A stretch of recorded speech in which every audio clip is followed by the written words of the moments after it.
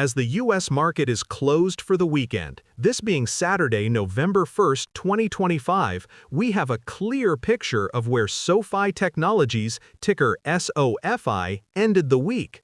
It finished Friday's session at $29.68 a share, a very strong move of over 2.2% on the day. In the after-hours session, it settled around $29.63. Now, the common expectation, the narrative that has followed this stock for years, is that SoFi is just a high-growth, high-risk fintech lender. It's often lumped in with other neobanks, seen as a meme stock that got a boost from the end of the student loan moratorium, and is perhaps a slightly more complex version of what you'd find on the Robinhood app. Many investors see this $29 price and assume the story is all about explosive loan growth. But the reality is that this price action is reflecting something far deeper, something the bears have missed for quarters. SoFi is not just a fintech app, it is a nationally chartered FDIC-insured bank. The market is finally beginning to price in the compounding structural advantages of this model. The real story isn't just the loans they are making, it's the deposits they are taking. Let's be clear, most people you talk to, even those doing self-investing, will hear SoFi and immediately think student loan refinancing. That is, after all, where the company started. It was their beachhead, their way of acquiring a very specific and valuable customer, the Henry, or high earner, not rich yet. For years, the expectation was that this was their entire business. You'd see it compared to other investing sites or lending platforms, and the primary risk was always its reliance on the student loan market. But this focus is like looking at Apple stock in 2005 and only seeing the iPod, completely missing the iPhone and the ecosystem that was about to be built. The challenge to that old way of thinking is the bank charter. The bank charter, which they acquired back in 2022, is the single most important factor in this entire thesis. It fundamentally changed the business. It means SoFi no longer has to rely on expensive, high-interest warehouse lines or third-party capital to fund its loans. It can now use its own members' deposits that it is attracting by the billions thanks to a high-yield savings account that is trouncing the competition. This isn't just an operational improvement, it's a new economic engine. The stock's recent movement is a direct reflection of this engine firing on all cylinders. That 2.2% pop on Friday wasn't an isolated event. As the historical data shows, the stock has been on an incredible run this year, climbing from under $10 to nearly $30. This is happening in a high interest rate environment that should be crushing a lender. But for SoFi, it's become a massive advantage. While traditional banks are seeing deposit flight as customers seek yield, SoFi is the yield destination.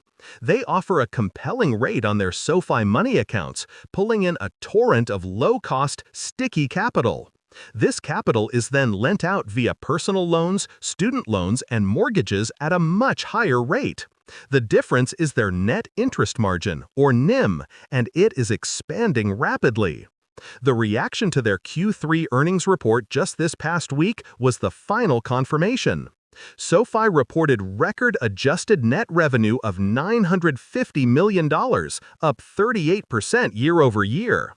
They added a record 905,000 new members, bringing their total to 12.6 million. And they achieved their 8th consecutive quarter of GAAP profitability, with net income of $139 million. This isn't a story stock hoping for future profits. This is a profitable, high-growth bank. To understand how they got here, you have to look at the business model. It's not one business, it's three, all working together in a flywheel. First is the lending segment. This is the original business: student loans, personal loans, and home mortgages.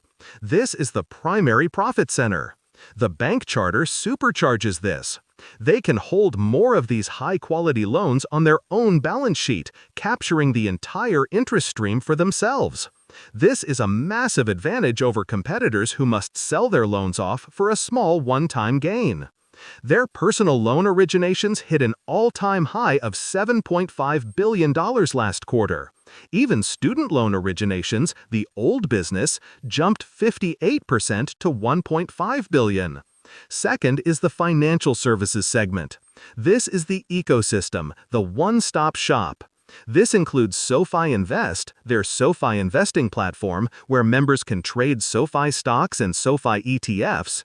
It includes their SoFi Robo-Advisor, credit cards, and most importantly, the SoFi Money checking and saving accounts.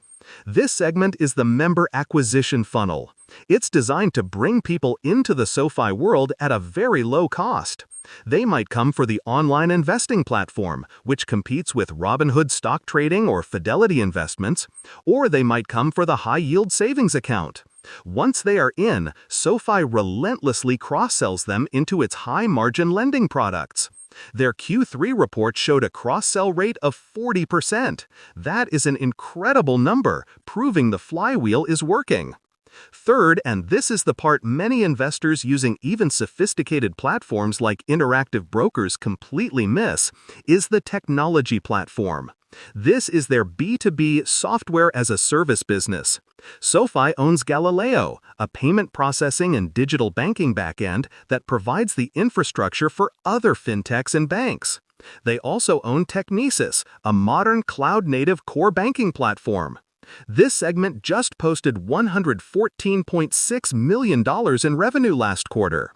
Galileo just signed a major partnership with Southwest Airlines to power their new rewards debit card, and, according to the CEO, has signed 2 even larger consumer brands that haven't been announced yet.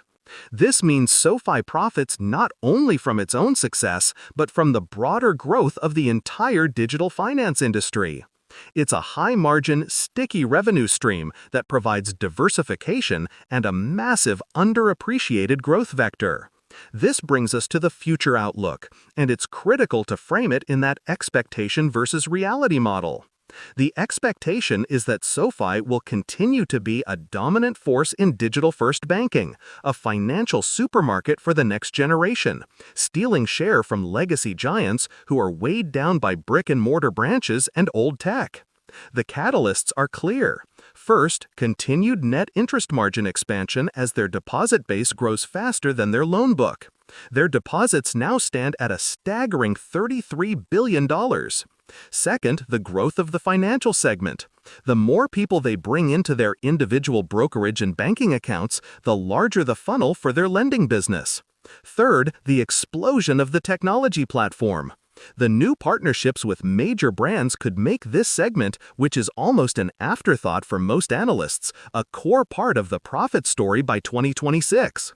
This isn't just about SoFi trading platform versus Fidelity trading platform, it's about SoFi powering the next wave of financial products.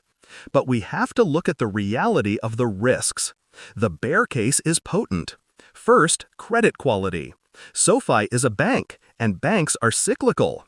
If the economy tips into a severe recession, those record personal loan originations could lead to a spike in defaults. SoFi argues its focus on high-income Henrys protects it, and so far their delinquency rates are pristine, but this is the #1 risk. Second, competition. SoFi is fighting a war on every front. It's battling Fidelity Investments and Schwab Intelligent Portfolios and Wealth Management, Fidelity Brokerage and Trading, and JP Morgan and Bank of America in banking. This is a brutal, expensive fight. Third, valuation. At $29.68, SoFi is not a cheap stock. It has a forward PE ratio over 54. This valuation prices in flawless execution for years to come. Any stumble, slowing member growth, a tick up in defaults, a weak-willed investment in tech will cause this stock to be punished severely. SoFi is trying to be a bank, a brokerage, and a tech platform. What part of SoFi's business do you think is its real long-term engine? Is it the high-margin lending, the SoFi Invest member growth ecosystem, or the hidden gem Galileo tech platform? Comment below with your pick. As we sit here with the market closed and SoFi at $29.68, the picture is clearer than ever. The old expectation of SoFi being just another risky fintech lender is dead. The reality is that this is a fully chartered, rapidly growing, and most importantly, GAAP profitable bank. It is using its technology as a customer acquisition machine to fuel a high-margin lending business, all while running a separate high-growth B2B tech company in the background. Their recent earnings weren't a fluke, they were the thesis being proven. The question is no longer if SoFi's model works, the question is how big it can get and how fast it can grow before the competition catches up or the economy turns.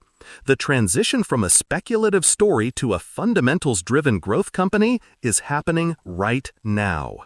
Disclaimer: this content is for informational purposes only. It's not financial advice, so don't make